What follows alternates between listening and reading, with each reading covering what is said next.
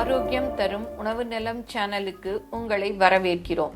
இப்போது செரிமான பிரச்சனையை ஈஸியா எவ்வாறு சரி செய்யலாம் என்பதை பற்றி பார்ப்போம். அஜீரண கோளாறால் அவதிப்படாதவர்களே இருக்க முடியாது. அஜீரண கோளாறு ஏற்படுவதற்கு பல காரணங்கள் உள்ளன. ஆகாரத்தை மென்று சாப்பிடாமல் அவசரமாக விழுங்குவது, உடலுக்கு ஒத்துக்கொள்ளாத உணவுகளை உட்கொள்வது, அளவுக்கு அதிகமாக சாப்பிடுவது, நேரம் தவறி சாப்பிடுவது, உடற்பயிற்சியோ உடல் உழைப்போ எதுவும் இல்லாமல் இருப்பது, போதைப் பொருள் பழக்கம் என இப்படி பல காரணங்களால் செரிமான உறுப்புகள் சரிவர வேலை செய்ய இயலாமல், செரிமான நீர் சுரக்க இயலாமலும் செரிமான கோளாறு ஏற்படுகின்றது. நாம் உண்ணும் உணவு எப்படி ஜீரணமாகிறது? நாம் உண்ணும் உணவை ஜீரணிக்க செய்வது பற்களும் உமிழ்நீரும் ஆகும். உப்பு, வாயு சம்பந்தமான ஆகாரத்தை ஜீரணிக்க செய்வது இரைப்பையும் அதில் சுரக்கும் நீரும் ஆகும். உண்ணும் உணவுகளை சாறு வேறு சக்கை வேறு ஆக்கி மலத்தை தள்ளுவது ஈரலில் இருந்து சுரந்து வரும் பித்த நீரின் குணமாகும். கொழுப்பு வகை உணவுகளை ஜீரணிக்கச் செய்வது கணையம் ஆகும்.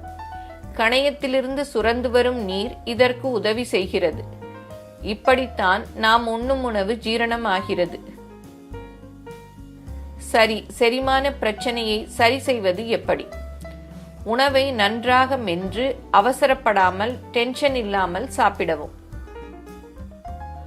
ஒரு முறை சாப்பிட்ட பின் 3 அல்லது 4 மணி நேரம் இடைவெளி இருக்க வேண்டும். அதற்கு முன்பு வேறு ஏதாவது உணவுப் பொருளை சாப்பிடுவது கூடாது. உணவுகளுக்கு இடையில் வேறு எதையும் சாப்பிடுவது நல்லது அல்ல. அளவுக்கு மீறியும் சாப்பிடக்கூடாது.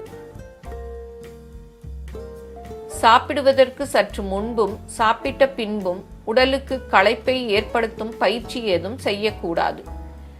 நன்றாக சமைக்கப்பட்ட, எளிதில் செரிமானம் ஆகக்கூடிய காய்கறிகள் கலந்த உணவுகள்தான் அஜீரண கோளாறு உள்ளவர்களுக்கு சிறந்தது.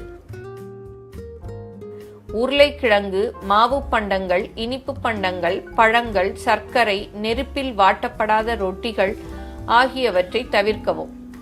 காஃபி, டீ குடிப்பதையும் புகையிலை, மது பயன்படுத்துவதையும் தவிர்க்க வேண்டும். மனதை பாரமின்றி லேசாக வைத்திருங்கள். எவ்வித கவலையும் இருத்தல் கூடாது. உடலில் குளிர் தாக்காத அளவில் கம்பளி போர்வைகளினால் தூங்கும் பொழுது போர்த்திக் கொள்ளவும்.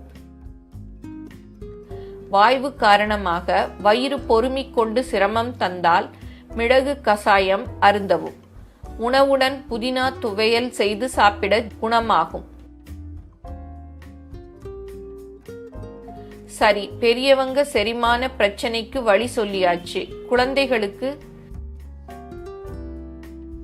ஒரு மேஜை கரண்டி ஓமத்தை எடுத்து வாணலியில் அதை வெடிக்க விட்டு 1 டம்ளர் தண்ணீர் விட்டு நன்றாக கொதித்து சிறிது வற்றியதும் எடுத்து அதனுடன் தேன் கலந்து 3 வேளை அருந்த கொடுங்கள். இன்னொரு வழியும் இருக்கு. மிளகு அரை தேக்கரண்டி, உப்பு அரை தேக்கரண்டி எடுத்துக்கொண்டு மை போல் அரைத்து கொள்ளுங்கள். 1 டம்ளர் குளிர்ந்த நீரில் அதை கலந்து கொள்ளுங்கள்.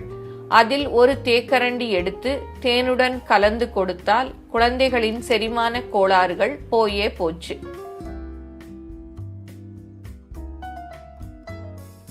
எங்களது இந்த பதிவு பிடிச்சிருந்தா லைக் பண்ணுங்க. இது பிறருக்கு பயன்படணும்னா ஷேர் பண்ணுங்க. மேலும் இது போன்ற பல பயனுள்ள தகவல்களுக்கு எங்க சேனலை சப்ஸ்கிரைப் பண்ணுங்க. நன்றி, வணக்கம்.